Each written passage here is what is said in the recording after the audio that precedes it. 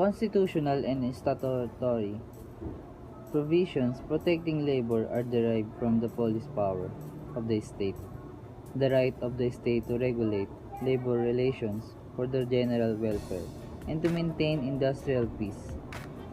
It is also based on the social justice to ensure protection of the weaker social partner labor. The constitutional basis. The Philippines Constitution laid the basis for protecting the rights and welfare of employees. In the Declaration of Principles and State Policies, the Constitution provides the Labor Code. Originally, the Labor Code of the Philippines was enacted during martial law by virtue of Presidential Decree 442.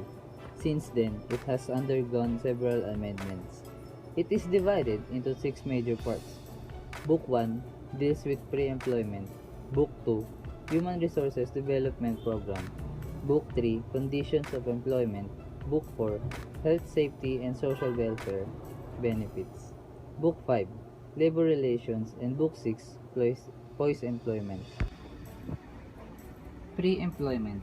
Promote and maintain full employment. They protect every citizen desiring to work locally or overseas. They are free to choice of available employment, facilitate and regulate the movement of workers. Human Resource Development Program.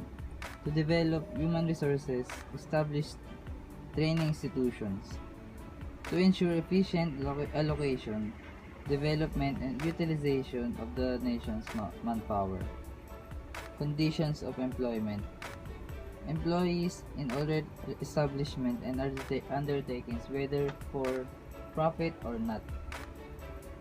Health, safety, and social welfare benefits.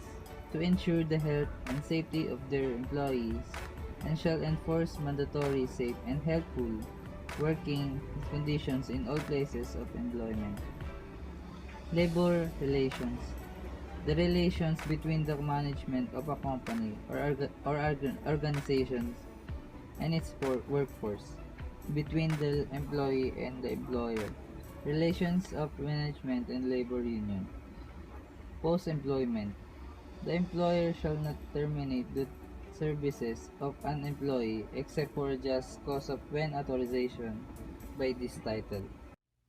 Today, we will discuss about kinds of employees, types of employees according to their role, and types of employees in terms of tenure. An employee is a person who works for an organization or a company on a part-time or full-time basis and receives compensation for the services rendered in form of a salary.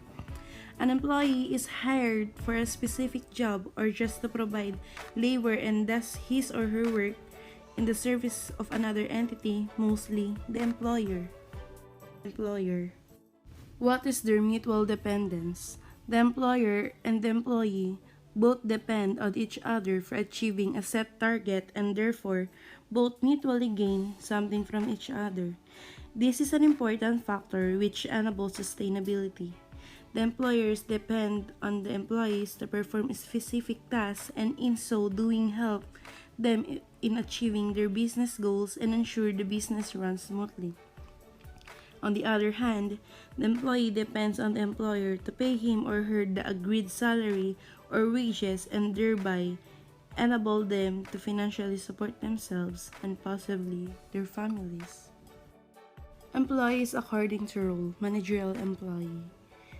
A managerial employee is an employee whose contract of employment requires or permits him or her to hire, transfer, promote, suspend, lay off, dismiss, reward, discipline, or adjudge the grievances of other employees or to make direct recommendations on these matters to the employer. Supervisory employee means any individual, regardless of the job description or title, having authority in the interest of the employer. Supervisory employee has the right to discipline other employees or responsibility to direct them or to adjust their grievances. The exercise of such authority is not of a merely routine or clerical nature, but requires the use of independent judgment. Managerial and supervisory differences. Supervisory experience is internally focused, while managerial experience is often externally focused. Supervisory manage group of employees within the business through training, mentoring, skills assessment, and appraisals. Managers more often deal with projects that affects the company relationship with outside vendors or other businesses. A manager defines his duties based on the company's strategic plan and missions, while supervisors' duties are focused on internal operation that will achieve these long-range goals. Rank and file employee are the employees in organization who are not in any leadership or managerial positions. Rank and file employees form the majority of the workforce in the organization as opposed to the leaders, the department heads, general managers, presidents, or etc. As employees who are in rank and file do not have decision-making power with them. Their understanding about organization priorities is different from the managerial cadre person. Types of employees in terms of tenure. Regular employee, where the employee has been engaged to perform activities which are usually necessary in usual business. Project employee, where the employment has been fixed for a specific project or termination of which has been determined at the time of the engagement. Casual employee, someone who is not a regular employee or whose service is broken or employed less than 6 months in the company. Probationary employee, less than 6 months employment from the date the employee started working, whose services may be terminated for a just cause or when he fails to qualify as a regular employee. Fixed contract employee, where there's a day agreed upon by the a day certain agreed upon by the parties for the commencement and termination of their employment relationship. Thank you for watching, and I hope you learn more about the types of employees.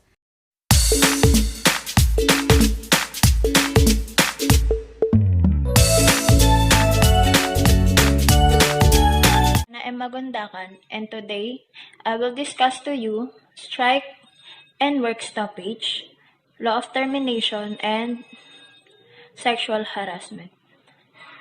Number 1. What is strike and work stoppage? Strike action, also called labor practice, or simply strike, is a work stoppage caused by the mass refusal of place in response to employee grievance. Right to strike is not absolute, and neither is it the right of employer to lock out.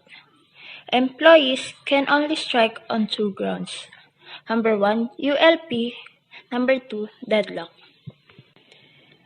ULP, the unfair labor practice, refers to offenses committed by the employer with the violate the constitutional right of worker and employer to self-organization, while the deadlock in the collective bargaining is defined as the situation between the labor and the management of the company, where is failure in due collective bargaining negotiation.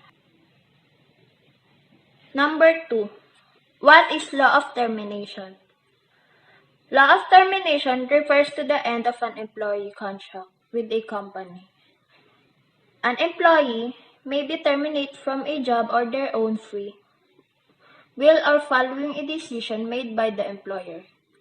An employer who is not actively working because of an illness, leave of absence, or temporary day off is still considered employed of the relationship with the employer has not been terminated formally with a notice of termination.